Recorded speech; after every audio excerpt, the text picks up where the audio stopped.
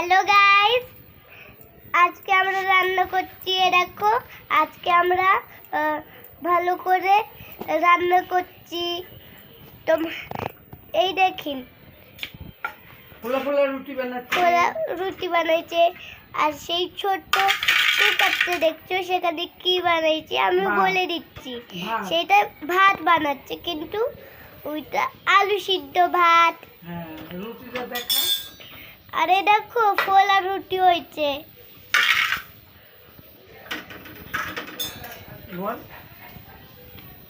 আর হচ্ছে এই আর সেই ছোট্ট কুকারে দেখছো, সেইটার মধ্যে ভাত হয়েছে, কিন্তু আগে চাল দিয়েছে, আলু দিয়েছে, জল দিয়েছে, ধুয়ে তারপরে ভাত বসিয়েছে।